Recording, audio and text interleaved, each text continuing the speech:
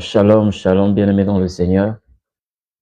Que l'Éternel Dieu vous bénisse abondamment de partout là où vous êtes en train de nous suivre. Nous sommes en train de vous transmettre ces messages depuis la ville de Kinshasa, capitale de la République démocratique du Congo, et nous profitons de cette occasion pour souhaiter à tous les Congolais de la République démocratique du Congo une joyeuse fête d'indépendance. Que l'Éternel Dieu vous bénisse abondamment, que l'Éternel Dieu vous comble de sa grâce et qui vous sature de sa bonté toute puissante. Alors, bien-aimés, nous sommes encore aujourd'hui avec vous. Nous allons parler un thème tellement important où nous parlons sur la force que tu as. Va avec la force que tu as. J'aimerais, bien-aimés, nous dire ce que le Seigneur Dieu attend de nous. Vous avez été nombreux à nous contacter depuis notre live de la fois passée où nous avons abordé la première partie de cet enseignement, la force que tu as. C'est ça le sujet de cette nuit. Pour ceux qui nous suivent la nuit, ceux qui nous suivent le jour, alors c'est notre thème d'aujourd'hui. Permettez-moi, bien-aimés, de prier et aussi de lire la parole du Seigneur. Grand Dieu, nous te disons encore merci pour ce moment précieux. Merci pour ces temps merveilleux. Nous savons que tu es présent parmi nous. Tu nous accordes ta grâce et tu nous fais énormément du bien. Nous bénissons le Saint-Esprit qui est présent parmi nous et qui accomplit au milieu de nous des merveilles sans fin. Je prie, Éternel notre Dieu, que tu disposes, Éternel, ta grâce pour ceux qui nous suivent en ce moment, que ta faveur, Éternel Dieu, nous soit multipliée dans le nom de Jésus-Christ. Que ces temps que nous allons passer soient de moments de guérison, de moments de ravitaillement, de moments d'équipement, de moments de percée dans le nom de Jésus. Un moment où nous allons pénétrer les grands mystères du royaume qui nous donnent la possibilité de se manifester dans cette génération et accomplir ce que l'Éternel attendait de nous. Merci Seigneur Dieu pour ce que tu ne cesses de faire au milieu de nous. Merci pour ce que tu accomplis au milieu de ton peuple. Dans le nom puissant de Jésus-Christ de Nazareth, notre Seigneur et Sauveur, et nous disons Amen.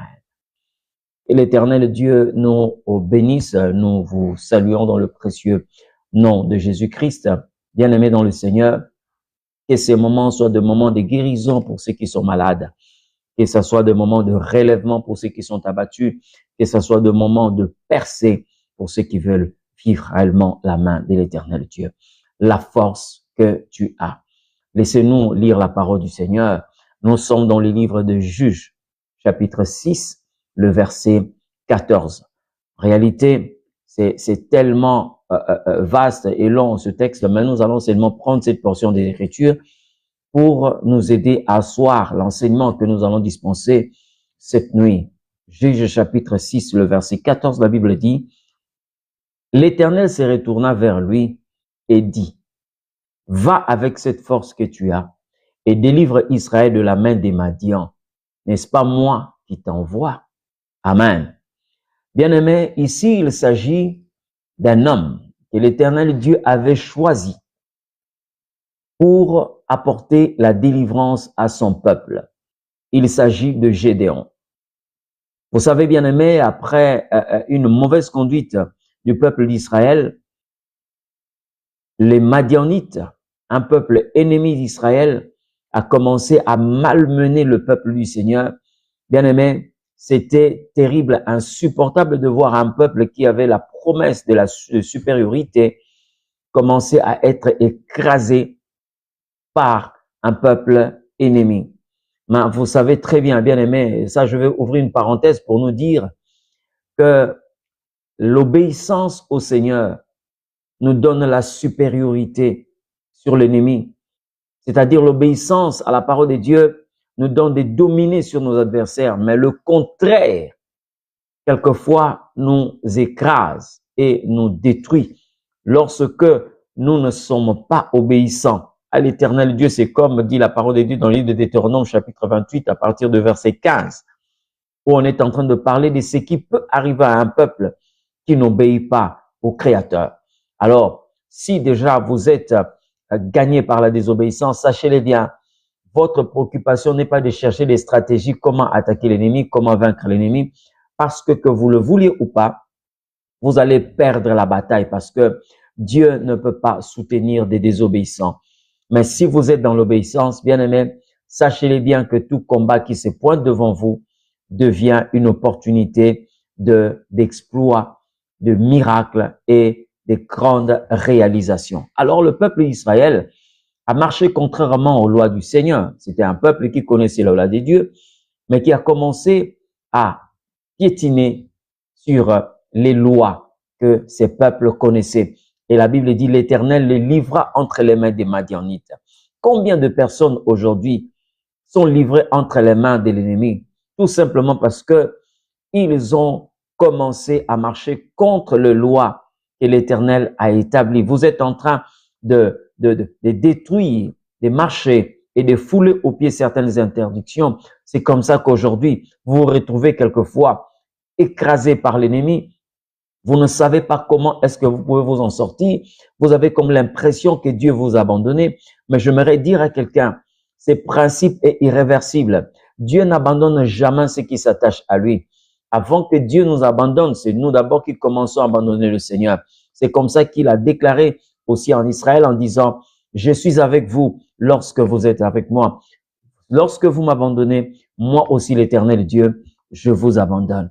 Alors, le peuple d'Israël ici a marché contre les lois du Seigneur et l'Éternel les livra entre les mains des Madianites. Mais à un certain moment, ils ont compris que leurs échecs, des moments de périodes sombres qui s'annonçaient dans la vie de la nation d'Israël n'étaient pas dus au manque de stratégie. Ils ont compris que c'était un abandon de l'Éternel. Alors, ils se sont repentis et ils sont rentrés à l'Éternel Dieu. La Bible dit, l'Éternel Dieu va se révéler à une seule personne. Dieu est merveilleux. Dieu va se révéler à une seule personne et cette personne, c'est Gédéon.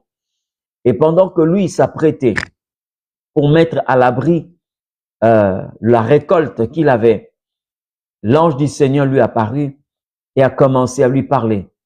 Bien-aimé, j'ai remarqué quelque chose. Je ne sais pas si c'est aussi votre cas. Parce qu'aujourd'hui, il y a plusieurs personnes qui croient que pour faire des grandes choses, vous devez seulement être en grand nombre. Non. Mais je vous assure qu'un homme avec Dieu constitue une majorité.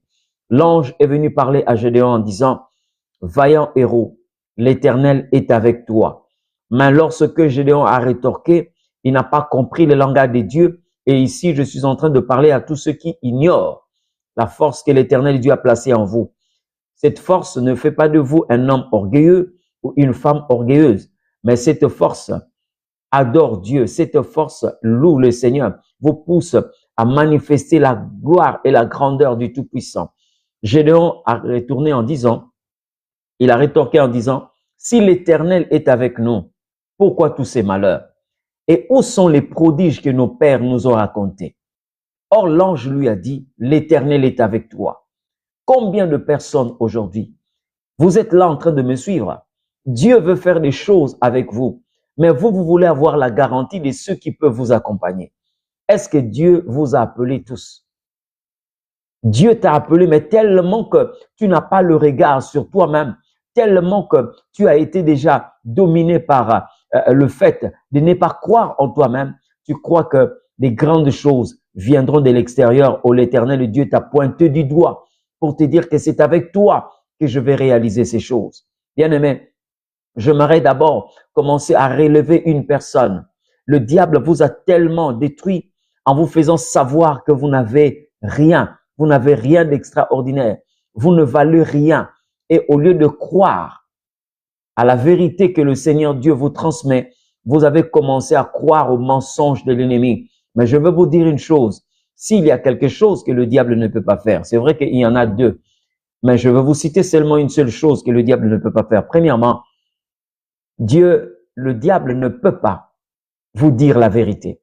Aucune vérité ne peut sortir de la bouche du diable. Oui, si vous voulez peut-être connaître la deuxième chose, c'est que vous devez retenir, c'est que le diable ne peut jamais donner la vie. Voici les deux choses que le diable ne peut jamais faire. Donner la vie et dire la vérité.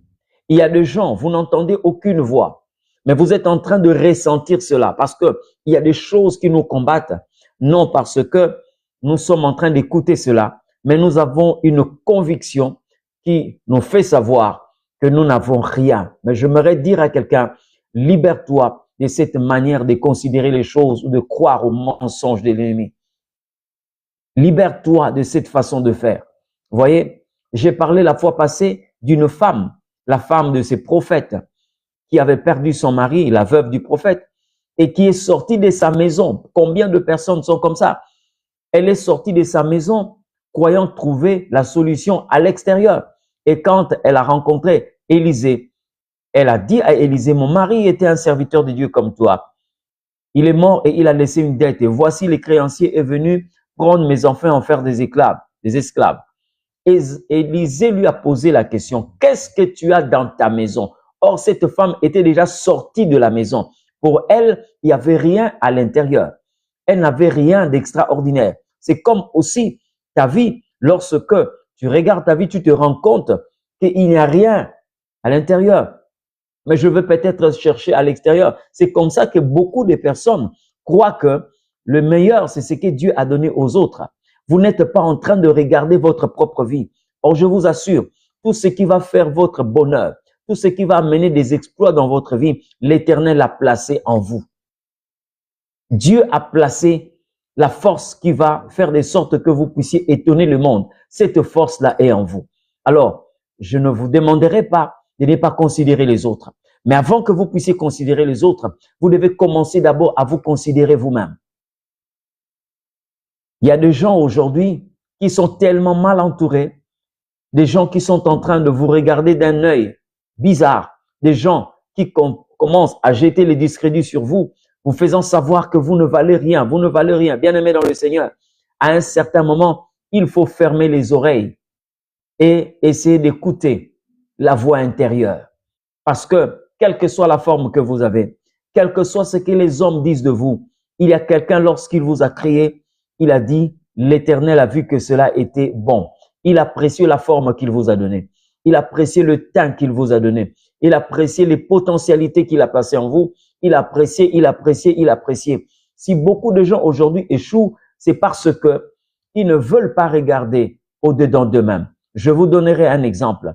Bien-aimé, il y a des gens qui ont réussi sur le banc de l'école, mais il y a des gens qui ont réussi seulement avec leurs jambes.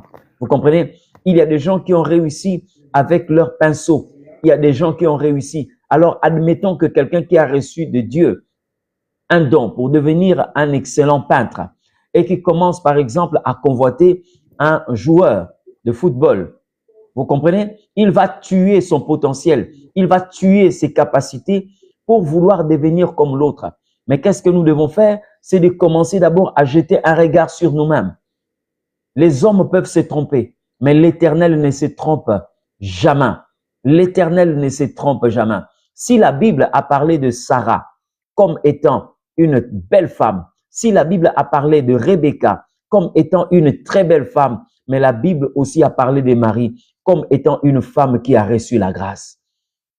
Bien-aimé, vous avez une particularité qui fait de sorte que vous soyez différent des autres. Je n'ai pas dit que Marie n'était pas belle, mais je n'ai pas vu la Bible parler de la beauté de Marie. On a parlé seulement du fait que Marie avait reçu la grâce. Elle était remplie de la grâce de Dieu. Là où on n'a pas cité Sarah, on a cité Marie.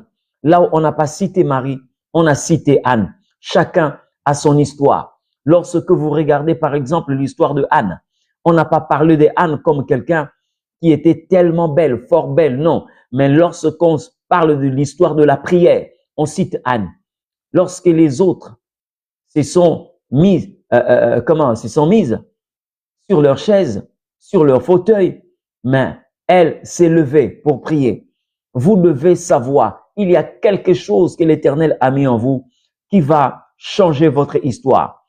J'aime les gens qui considèrent les autres, mais j'aime aussi ceux-là qui se considèrent eux-mêmes. Ici, là, Gédéon a entendu l'ange lui dire, « Vaillant héros, l'Éternel est avec toi. » Mais il répond, « Si l'Éternel est avec nous, pourquoi tous ces malheurs? » Il n'a pas dit que l'Éternel est avec vous, Mais il a dit, l'Éternel est avec toi. J'aimerais dire à quelqu'un aujourd'hui, vous devez tourner le regard vers vous-même. Regardez ce que l'Éternel a placé en vous. Vous avez la capacité, bien aimé, de faire des grandes choses avec Dieu. Mais quelquefois, vous êtes en train de regarder à l'extérieur et trouver que l'ennemi est en train de vous combattre. Quelquefois, l'ennemi dont vous êtes en train de parler, c'est votre propre considération. L'ennemi qui vous combat, c'est votre propre manière de concevoir les choses sur vous-même. Vous comprenez un peu? Regardez, vous allez vous rendre compte de quelque chose. Un homme dans la Bible a fait 38 ans de maladie. Il était paralysé. Il était à la piscine de Bethesda. Vous connaissez certainement l'histoire. Mais lorsque vous sondez cette histoire, vous vous rendez compte que cet homme avait aussi un problème. Pourquoi? Parce que le jour où Jésus-Christ s'approche de lui pour lui poser la question de savoir, veux-tu être guéri? Cet homme répond en disant, je n'ai personne. Voyez, même si on peut parler de la maladie, mais il y avait un autre problème. Ajouté à cette maladie, il y avait un autre problème. Un problème qui faisait de sorte que cet homme ne puisse pas connaître le chemin de sa guérison. Parce que la question était bien posée. C'était clair, noir sur blanc. Très clair comme l'eau. Veux-tu être guéri? Il répond, Seigneur, je n'ai personne. Est-ce que vraiment une telle réponse peut être donnée lorsqu'on pose une telle question? Vous voyez un peu? Parce que il y a des gens qui ne regardent qu'aux autres. C'est-à-dire, ils se rendent compte que moi, pour percer dans la vie, il faut que tel soit. Vous avez fait des hommes, des gens indispensables dans votre vie. L'homme peut être important, mais pas indispensable. Il n'y a que Dieu qui est indispensable. L'homme est important. Vous ne pouvez pas, bien aimé, vous fixer des objectifs comme quoi, moi, pour réussir, il faut que tel soit là. Non, non. Vous avez une force au-dedans de vous. J'aimerais vous parler de quelqu'un que l'Éternel Dieu a eu à isoler pour qu'il se découvre, enfin. Je vous parlerai de Joseph, fils de Jacob. Vous savez très bien que cet homme à côté de son père, il pouvait faire un rêve et recevoir l'interprétation de son père. Il était là en train d'interpréter le songe de son fils. Mais il est arrivé à un moment où Jacob n'était pas. Jacob n'était pas. Bien aimé, quand Joseph est vendu en Égypte, il est parti comme esclave. Il a fait des années. Il a fait plusieurs années. Son père, Joseph, n'était pas. Plutôt, Jacob n'était pas. Mais posez-vous la question de savoir comment est-ce que Joseph s'est mis à interpréter les songes d'autres personnes. Voilà. Vous pouvez tuer votre potentiel lorsque vous vous agrippez à quelque chose que vous voulez faire de cela quelque chose d'indispensable. Je dis bien, l'homme peut être important et il est important, mais il n'y a que Dieu qui est indispensable. Faites excessivement attention. Je dis bien, faites excessivement attention. Parce que, bien aimé, il y a des gens que l'Éternel Dieu peut retirer tout simplement pour vous permettre de percer dans la vie. Vous devez reconnaître une force en vous. Bien aimé, vous pouvez être là, élancé, castard, même si vous êtes en train de convoiter la taille de Goliath. Mais laissez-moi vous dire, il suffisait que l'Éternel Dieu apprenne à David comment manipuler la lance. C'était fini. David ne pouvait pas regretter pourquoi Dieu ne lui a pas donné une taille aussi développée que Goliath. Il ne pouvait pas le faire parce que Dieu lui a donné une autre façon de faire. Regardez, lorsque David arrive sur le champ de bataille, il a entendu tout ce qu'on disait et tout, voilà le défi, c'est lui qui va le tuer et tout. Mais qu'est-ce qui va se passer? Vous allez vous rendre compte que même Saül commençait à décourager David parce qu'il n'a pas vu David avec la tenue de l'armée à cette époque. Il n'a pas vu David dans le rang des militaires. Lui, il était en brousse, il sécurisait le troupeau de son père. Il dit, tu ne peux pas te battre contre cet homme parce que c'est un homme de guerre depuis l'âge de 5 ans. Je n'aimerais pas être à la place de Saül, un roi qui connaît les exploits de ses ennemis, mais qui ne connaît pas les exploits de celui qu'il est en train de gouverner. Pendant que toi, tu apprends qu'il y a un enfant qui a commencé la guerre à 5 ans, au milieu de tes ennemis, est-ce que tu ne t'es pas renseigné d'un enfant que l'Éternel Dieu a oint parmi ton peuple? Il s'agit de David. Bien-aimé dans le Seigneur, David n'a pas convoité la taille de Goliath. Il s'est rendu compte qu'il a quelque chose. Il a quelque chose qu'il devait normalement exploiter. Il y a quelque chose que l'Éternel avait déposé en lui qui ne nécessitait pas qu'il soit dans le champ de bataille, comme ses frères. Non. Lui, il a appris dans la brousse. Il a eu à délivrer son troupeau de la griffe de lion, de la gueule de l'ours. Mais il n'y avait pas l'armure de Saül. Vous comprenez un peu? Et vous allez vous rendre compte de quelque chose de très merveilleux que la Bible relate sur David. La Bible dit, lorsque Saül lui a donné son armure, et quand il a mis l'armure de Saül sur lui, il ne savait plus avancer. Et pourtant, ces garçons étaient souples. Lorsque Dieu a délivré, il t'a poussé à délivrer l'ours, plutôt l'agneau, entre les griffes de l'ours. Saül n'était pas là. Tu n'avais pas l'armure de Saül. Tu avais seulement un bâton de berger. Tu avais seulement, je sais pas, une houlette. Mais Saül n'était pas là. L'armure de Saül n'était pas là. Tu étais habillé comme tu es, David. Mais pourquoi tu veux maintenant porter l'armure de Saül pour aller combattre Goliath? Voilà comment est-ce que beaucoup de personnes échouent. Bien-aimés dans le Seigneur, j'aimerais dire à quelqu'un, écoutez-moi, ce que je vais vous dire, certainement, ça va vous choquer. Vous savez quoi? L'Éternel sait comment est-ce qu'il conduit chacun de nous. Beaucoup de personnes, même dans le domaine où nous sommes, le pastoral, lorsque vous avez appris à fonctionner avec Dieu en langue maternelle, évoluez comme ça. J'ai vu des gens prêcher en langue vernaculaire. J'ai vu des gens prêcher en langue maternelle, en Chiluba. J'ai vu les gens prêcher en Kikongo. J'ai vu les gens prêcher en Swahili. Mais vous sentez l'onction des dieux. Parce que c'est la manière dont l'Éternel Dieu le conduit. C'est comme ça que l'Éternel lui a appris dans la brousse à utiliser la lance. C'est comme ça que l'Éternel lui a appris plutôt à utiliser la houlette pour sauver son troupeau. Mais à un certain moment, revêtu de complexe, bien aimé, vous savez, vous pouvez parler une langue sans pour autant que vous puissiez avoir la possibilité de prêcher dans cette langue. Vous verrez quelqu'un qui veut prêcher en anglais, mais il n'a pas encore la maîtrise et vous commencez à sentir qu'il y a des choses qui commencent à le lâcher. Il y a des choses qui commencent à le lâcher. Et ce n'est pas de cette façon que l'Éternel a voulu que vous puissiez évoluer.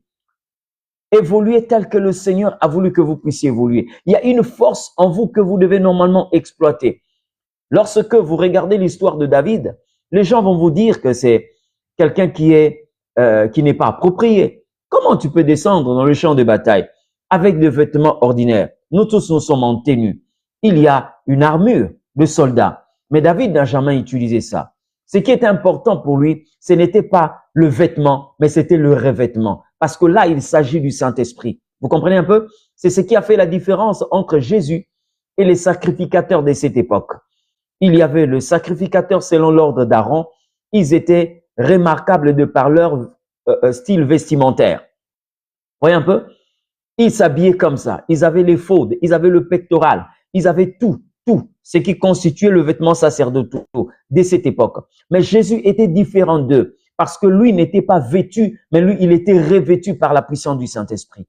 Voyez un peu, il y a une force en vous. Et quand David a compris cela, il a voulu faire un pas avec l'armure de Saül. Il dit, je ne suis pas accoutumé. J'aime cette phrase. Je ne suis pas accoutumé. Et il a dit à tout le monde que personne ne peur de ces Philistins, de cet incirconcis. Je le battrai, je vais le tuer et je couperai sa tête, je donnerai son corps aux oiseaux du ciel. David, mais qu'est-ce que tu as? J'ai une expérience que Dieu m'a donnée. J'ai une force que l'Éternel a déposée en moi. Ça ne dépend pas de ce que vous voulez. Même si c'est une guerre classique, moi je vais combattre de la manière dont Dieu a voulu que je puisse combattre. Il y a une force en toi. Tu dois utiliser cette force. Bien-aimé, j'ai toujours l'habitude de dire, le destin n'est pas comme un téléphone standard où vous pouvez faire entrer n'importe quelle SIM. Vous prenez la SIM de tel compagnie de téléphonie mobile, vous mettez dans ces téléphones, ça marche. Non, le destin n'est pas comme ça. Il y a des choses qui ne marchent pas avec les autres, mais des choses qui vont marcher avec toi.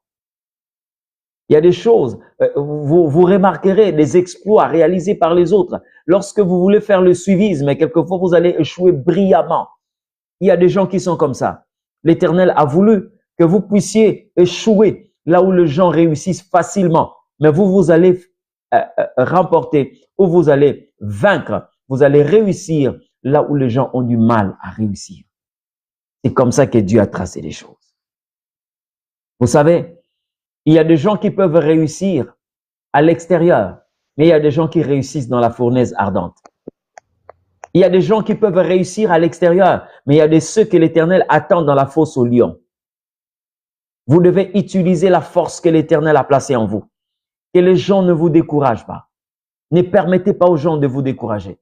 Même lorsque tes parents, vos parents qui vous ont mis au monde, peuvent commencer à vous décourager. Mais bien aimé, écoutez une voix intérieure. Écoutez une voix intérieure. Vous avez une force en vous que vous devez normalement exploiter. Dieu va dire à Gédéon, va avec la force que tu as. Bien aimé, lorsque vous êtes avec Dieu, vous pouvez accomplir des choses que 10 000 personnes peuvent accomplir. J'ai lu l'histoire de Gédéon. Je me suis rendu compte, bien aimé, l'Éternel Dieu est tellement grand et divinement mystérieux. Écoutez, cet homme qui ne comprenait pas le mode opératoire divin, qu'est-ce qui va se passer? Dieu lui dit, va avec la force que tu as. Tu délivreras Madian. Tu délivreras Israël de la main des Madianites. Qu'est-ce qu'il a fait? Il a commencé à réunir un nombre de gens. Pour Gédéon, il a fallu organiser, établir une armée, avoir un grand camp pour combattre le peuple ennemi. Mais il a sélectionné les gens et quand il s'est présent devant Dieu, Dieu lui dit, le peuple que tu as sélectionné là est tellement nombreux. Tellement nombreux. Pourquoi? Parce que l'Éternel ne voulait pas qu'une fois que la victoire venait dans le camp d'Israël, que les gens qui ont combattu puissent croire que ce sont eux qui ont donné à Israël cette victoire. Dieu a dit, pose la question à ceux qui sont là, qui a peur? Et c'est lui qui va lever la main et tu vas le renvoyer. Mais bien aimé, je vous assure, j'ai dit bien, même Gédéon allait répartir ces jours-là. Vous savez comment? Parce que quand l'Éternel lui dit, pose la question à ceux qui ont peur et ceux qui vont élever, ceux qui vont lever la main vont quitter la troupe. Il a posé la question, lesquels ont peur? Une bonne partie avait levé la main. Et il leur dit, rentrez. Bien aimé, la Bible dit, ils sont restés en petit nombre. Mais l'Éternel dit à Gédéon, ce nombre-là est encore supérieur. Je veux encore éliminer un grand nombre de personnes ici. Conduis-le vers la source d'eau. Ceux qui vont laper de l'eau, comme des chiens, tu vas les écarter. Mais ceux qui prendront de l'eau entre leurs mains et ils vont boire, ce sont ceux-là. Bien aimé, lorsque Gédéon les a conduits, plusieurs personnes sont allées laper de l'eau comme des chiens. Il les a déclassés. Mais bien aimé, ce n'était pas fini. L'Éternel Dieu dit, parce que là, il y avait encore une personne qui devait normalement être mise en quarantaine. C'était qui? C'était lui-même Gédéon. Pourquoi je l'ai dit? Parce que quand ils ont campé pour attaquer Madian, la nuit, l'Éternel Dieu dit à Gédéon, descends vers le camp ennemi et va écouter ce que je veux que tu écoutes. Mais il dit à Gédéon, si tu as peur, prends quelqu'un avec toi et descends. Mais la Bible dit que Gédéon a pris quelqu'un avec lui. Il est descendu dans le camp de l'ennemi.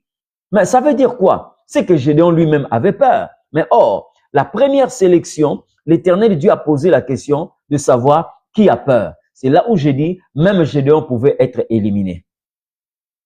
Mais Dieu, par sa grâce, lui a laissé. Parce que vous avez une force qui est en vous, que vous êtes en train d'ignorer, mais que vous devez normalement exploiter. Il y a une force en vous que vous êtes obligé d'exploiter. C'est ce qui fait votre grandeur. Et lorsque vous ignorez cette force, bien aimé, vous êtes en train d'ignorer tout votre destin. Quand Gédéon est descendu, la Bible dit, il a entendu, bien aimé, Dieu est merveilleux, hein? Il a entendu 2 Madianites, 2 personnes parmi les ennemis d'Israël. L'autre était en train de dire, j'ai fait un rêve, j'ai vu un gâteau qui a quitté le camp d'Israël et qui est venu percuter les tentes dans ces camps et toutes les tentes ont été écrasées. L'autre dit, je vois que l'Éternel a livré notre nation entre les mains de Gédéon. Vous comprenez? Donc même dans les camps ennemis, Dieu leur a donné le songe et il leur a donné l'interprétation. Quand Gédéon a entendu cela, il a compris que réellement, la peur qu'il avait n'était qu'un feu étranger. La peur qu'il avait n'était qu'un étranger qui s'était invité dans sa vie. Or, en réalité, c'est quelqu'un que l'Éternel Dieu a établi de manière à ce qu'il soit un véritable vaillant. Mais il n'a pas regardé ses capacités. C'est comme ça que la peur s'est invitée dans sa vie. Vous qui me suivez, excusez-moi de vous tutoyer parce que je suis en train d'emprunter le langage de Dieu. Toi qui me suis, sache-le bien, que tu es dans cette même condition. Tu es comme Gédéon. Tu es habité par une force que tu ignores. Et cette force, le fait de l'ignorer, bien aimé, tu es en train d'écarter, d'écraser, d'ignorer aussi ta destinée. Dieu est en train de te parler cette nuit pour te dire, réveille-toi, tu es un vainqueur. Réveille-toi, tu es un vaillant héros. Réveille-toi, avec toi je vais accomplir des grandes choses. Bien-aimé, il n'y a que les yeux charnels qui peuvent nous faire voir ce que nous manquons. Or, nous possédons ces choses en esprit. Je ne sais pas si votre Bible dit la même chose, mais ma Bible dit, Dieu nous a bénis de toutes sortes de bénédictions spirituelles. Vous avez entendu? Le Seigneur Dieu nous a fait une promesse. Moi, je crois que c'est la plus grande promesse qu'une personne peut recevoir de Dieu. Voici, je suis avec toi. C'est la plus grande promesse. Je suis avec toi. Or, je le dis, bien-aimé, lorsque un homme est avec Dieu, même en face de l'humanité, vous constituez une majorité. Toi, avec Dieu, vous constituez une majorité. Et capable de dominer même l'humanité tout entière. Vous êtes capable. Avec Dieu, même un mort ne peut pas être déçu. Même un mort ne peut jamais désespérer. Parce que nous avons un Dieu qui a des capacités illimitées. C'est lui qui peut accomplir ce qu'aucun homme ne peut accomplir. Je vous parle de Dieu. L'Éternel, le Dieu des armées. Il est capable d'accomplir ce qu'aucun homme ne peut accomplir. Je te parle de celui qui a la possibilité de faire des choses de manière à étonner l'humanité. Dieu n'utilise pas 2 personnes. Il ne veut pas utiliser 3 personnes. Il passera seulement par toi. J'aime la manière dont Saül a fait cette promesse à celui qui allait tuer Goliath. Il dit ceci.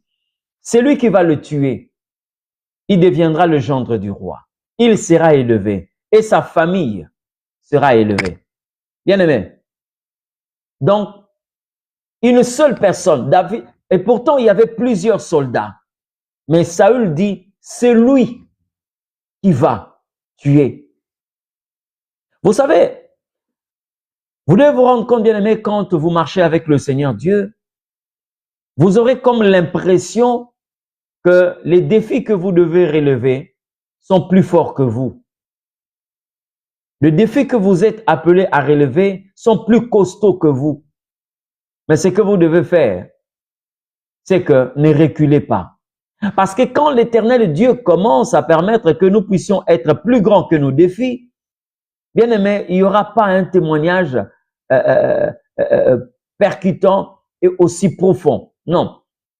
Si par exemple, David avait tué quelqu'un comme Zachée, c'était un homme court, est-ce que la Bible aurait parlé de David comme elle a parlé de David pendant qu'il avait tué Goliath? Est-ce que Zachée n'était pas un homme? Si. Mais lorsqu'on parle de Goliath, on parle de sa renommée, on parle de son palmarès, on sait que c'est un homme de guerre qui avait une lance qui pesait 5 cycles. Vous comprenez un peu? Donc c'est un homme, un vaillant, un puissant. Mais La puissance de Goliath n'était autre qu'une fenêtre pour que les gens parlent de David. Vous êtes en face d'un défi, un grand défi, mais ne vous découragez pas. J'aime cette parole qui dit, avec Dieu, nous ferons des exploits. Si vous n'êtes pas prêt à faire des exploits, alors n'embrassez pas Dieu. Mais si vous êtes prêt à faire des exploits, alors avancez vers l'éternel Dieu. Parce que Dieu, je l'ai toujours dit, Dieu n'est pas dans l'ordinaire. Dieu est dans l'extraordinaire. C'est comme ça que quand il a rencontré Moïse, Moïse a vu un arbre qui était en feu, mais qui ne se consumait pas. Il a dit, quel est ce phénomène extraordinaire? Dieu est dans l'extraordinaire. Bien aimé, retenez ce que je suis en train de vous dire. Si Dieu était un avion, il n'allait pas utiliser un aéroport ou une piste pour décoller et atterrir.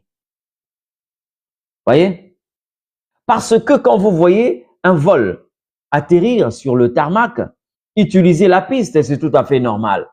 Mais quand vous voyez un avion utiliser le rail, là, ça commence à nous faire réfléchir. Si Dieu était un train, il n'allait pas utiliser les rails. Il allait utiliser la voie goudronnée. Ça, c'est l'impossible. Mais ça, c'est Dieu. C'est Dieu. Il ne peut pas vous conduire, emprunter le chemin de l'ordinaire. Dieu vous conduit sur le chemin de l'extraordinaire. Il ne va pas emprunter le chemin du naturel parce que lui, il est surnaturel. Bien-aimé dans le Seigneur, j'aimerais parler à quelqu'un pour lui dire ceci. Dieu a la pensée de faire des exploits avec toi. Alors, ne regarde pas à gauche et à droite. Considère la force que l'Éternel Dieu t'a communiquée. Il a déposé quelque chose en toi que tu dois normalement exploiter, afin que tu exploses. Vous savez, bien-aimé, oh, que l'Éternel Dieu vous bénisse abondamment. Oh, que le Seigneur Dieu soit béni. Merci beaucoup. Bien-aimé, j'aimerais dire à quelqu'un, vous savez, lorsque la Bible est en train de parler des dieux, vous devez savoir que Dieu n'est pas un homme. Dieu n'est pas un homme. Dieu n'est pas un homme. Voilà le verset qui résume tout ce que nous devons normalement connaître de Dieu. Dieu n'est pas un homme. C'est-à-dire quand vous parlez de Dieu, prenez ce que les hommes peuvent faire, mettez ça d'un côté et prenez ce que Dieu peut faire. Commencez à exploiter cela. Bien-aimé, une fois j'ai dit à quelqu'un, lorsque vous priez Dieu, demandez à Dieu des choses que les hommes ne peuvent pas vous demander, vous donner. Si vous voulez normalement connaître la puissance de Dieu, commencez à rechercher des choses que les hommes ne peuvent pas vous donner. Vous savez, bien-aimé, lorsque David a rencontré Jonathan, Jonathan a enlevé son manteau, il a donné à David. Il a enlevé, il a donné sa ceinture, il a donné son épée. Il pouvait tout lui donner. Mais bien aimé, Dieu n'a pas promis le vêtement de Jonathan à David. Dieu a promis plutôt la couronne qui était sur la tête de Saül à David. Mais qui était Saül? Saül était l'ennemi numéro 1 de David. C'est vrai que ce n'était pas voulu par David, mais c'était voulu par lui-même. Saül. Mais qui pouvait prendre la couronne de Saül et donner à David? C'est pourquoi l'Éternel n'a pas permis que Saül meure, parce que le successeur de David devait être Jonathan. Il avait la capacité de prendre la couronne et de donner à David. Dieu n'a pas permis cela. Mais la main qui a promis, c'est la main qui a réalisé cela. J'aime lorsque Dieu parle. La Bible dit, ce que l'Éternel Dieu a déclaré, c'est sa main qui l'accomplira. Tu n'es pas là pour aider l'Éternel Dieu. Mais ici, je suis venu pour dire à quelqu'un, tu as une force que tu dois exploiter. L'Éternel Dieu te compte comme plus de 1000 personnes. Regardez, vous savez l'énergie que vous êtes en train de dégager avec Dieu. Le premier niveau qui nous permet, bien aimé, d'affronter les ennemis, Dieu compte d'abord. Donc, le premier niveau, je parlerai de l'école maternelle de l'adversité. L'école maternelle de l'adversité compte 11 000 ennemis. Donc, lorsque vous commencez cette école maternelle de l'adversité, donc la première dimension de l'onction que Dieu vous donne vous permet de résister déjà à 11 000 ennemis. La Bible dit ceci. 1000 tomberont à côté et 10 000 à droite, tu ne seras jamais atteint. Ça fait 11 000 lorsque vous commencez avec le Seigneur Dieu.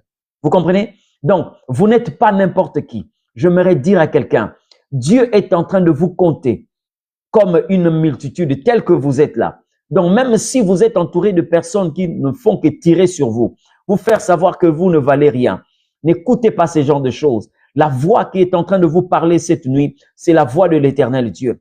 Comme il a parlé à Gédéon, va avec la force que tu as. Dieu n'a pas dit, allez-y, mais il dit, va, tel que tu es là, va. Tu as la capacité de faire des grandes choses avec l'Éternel Dieu. Alors, ne te déconsidère pas. Paul a donné un conseil à son fils Timothée en disant que personne ne méprise ta jeunesse. Bien-aimé, les grands hommes, les grandes dames ne sont pas toujours grands de par leur extérieur. Vous voyez? Les puissants ne donnent pas l'apparence du puissant. Non. Vous devez comprendre une chose. J'ai compris avec Dieu que la grandeur d'un homme, ce n'est pas sa poche. La grandeur d'un homme, c'est ici. La manière dont vous êtes en train de concevoir et comprendre les choses de Dieu. Dieu peut commencer à écarter certaines personnes pour vous faire comprendre qui vous êtes réellement. J'ai vu des femmes diminuées par les hommes. Lorsqu'un homme est en train, le fait qu'il vous a épousé, je ne suis pas en train ici de vous parler de manière à ce que vous deveniez une femme orgueilleuse. Loin de là. Mais un homme peut commencer à vous ridiculiser parce que il vous a épousé, il prend soin de vous, mais ce n'est pas ce que l'Éternel Dieu veut que vous puissiez normalement être. Regardez, j'ai vu un couple dans la Bible où une femme avait quelque chose que l'homme n'avait pas. Son mari était un prophète. Malgré qu'il était prophète, il est mort avec une dette.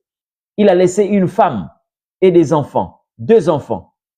Et le créancier est venu faire de ces enfants-là des esclaves. Maintenant, ce que le mari ne pouvait pas faire, la femme a fait cela. Elle est allée vers Élisée. Élisée lui a dit, qu'est-ce que tu as dans ta maison? Je n'ai rien qu'une petite quantité d'huile. Considère seulement cette petite quantité d'huile. Considère cette petite quantité d'huile. Vous n'allez pas emmagasiner ou amasser tout le don spirituel pour que vous puissiez être reconnu grand. Non. C'est que l'Éternel vous a donné. Bien aimé, dans le domaine spirituel, si Dieu vous donne le don de discernement des esprits, ne cherchez pas autre chose. S'il a voulu que vous puissiez vous limiter là, c'est ce qui va faire votre grandeur. J'ai vu un homme dans la Bible.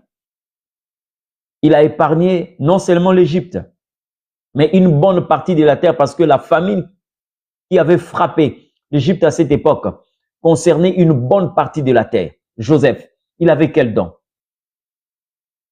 Il avait quel don?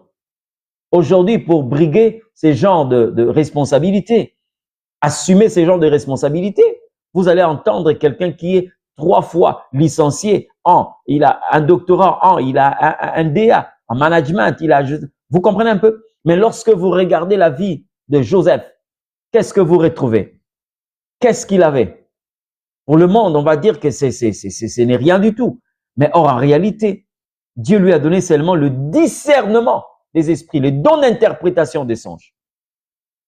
C'est ce qui a fait la grandeur de Joseph.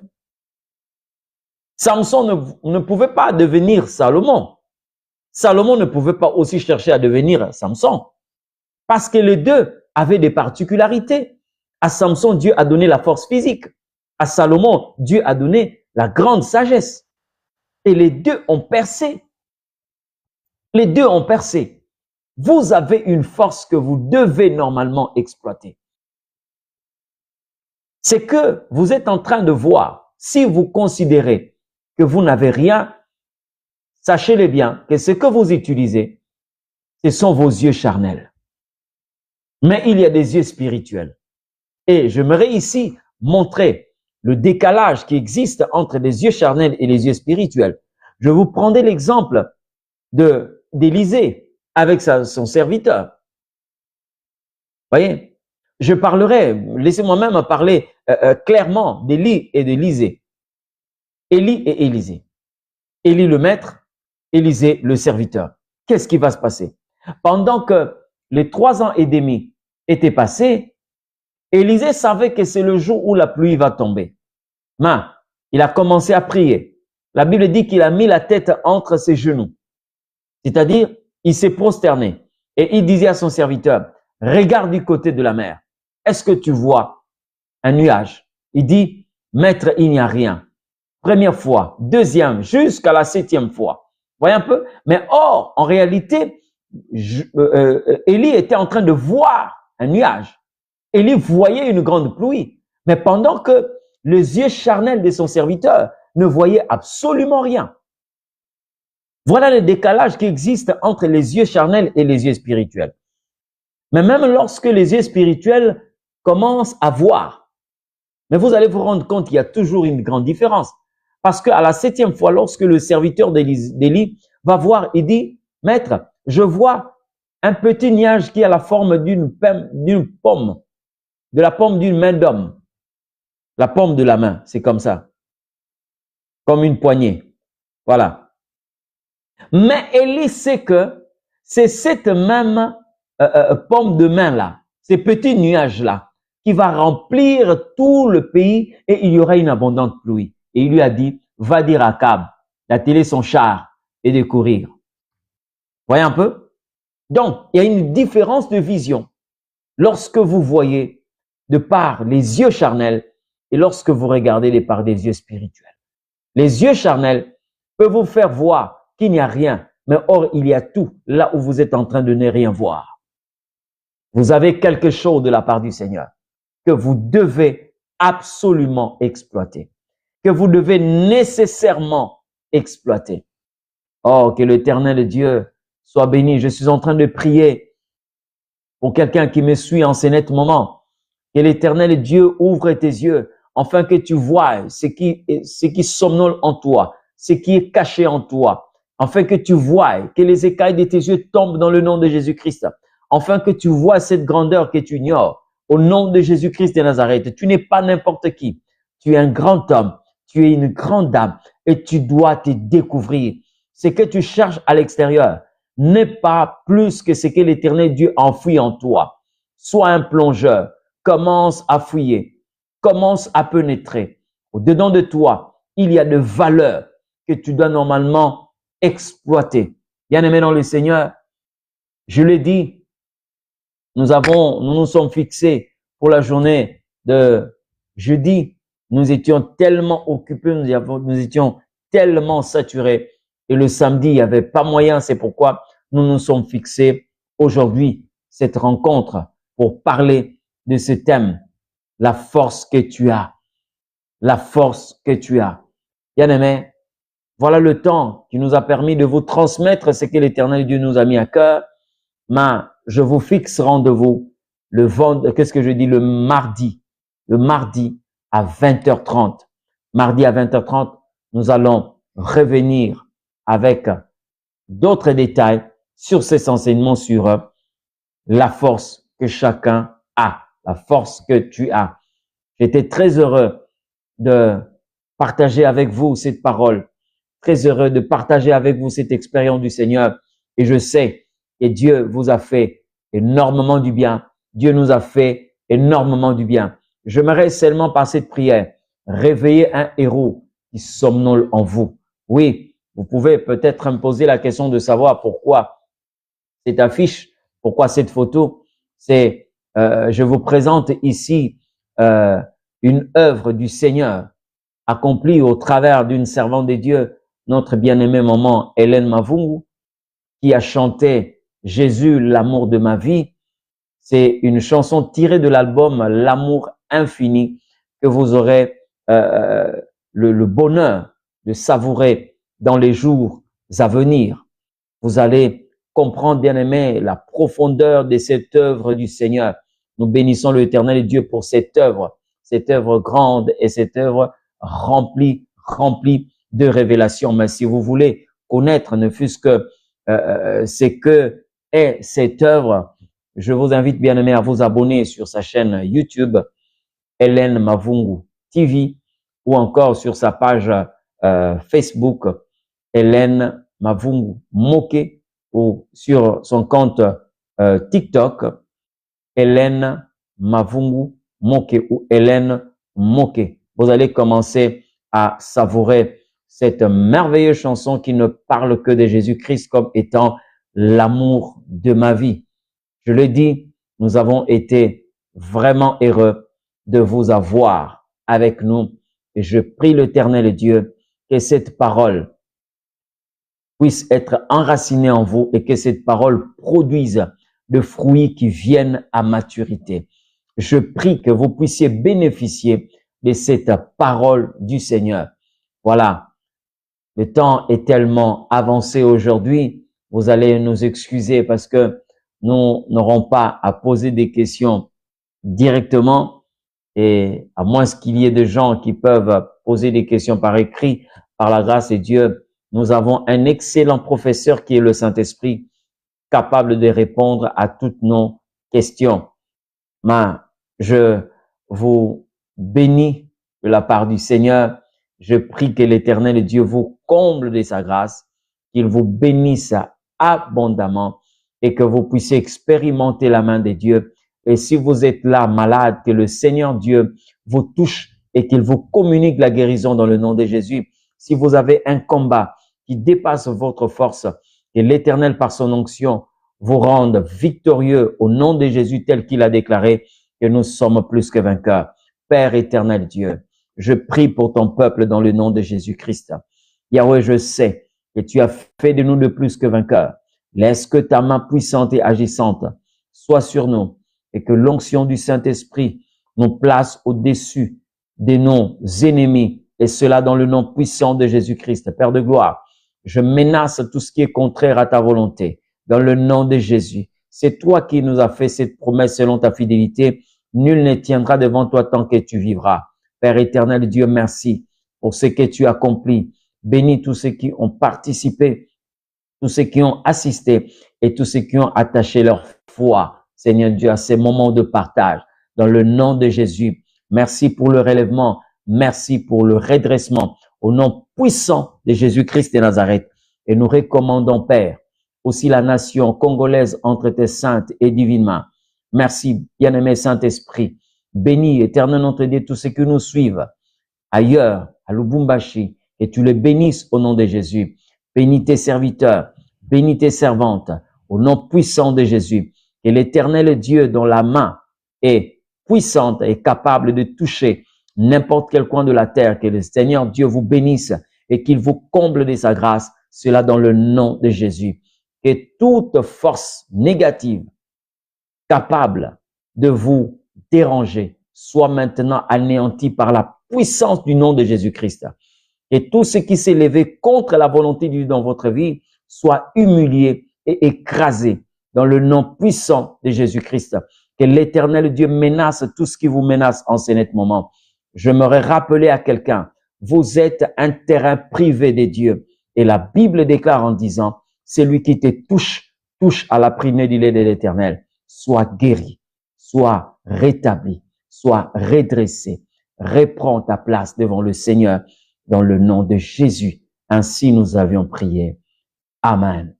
Que l'Éternel Dieu vous bénisse abondamment. À nous revoir mardi à 20h30 avec le même sujet, la force que tu as.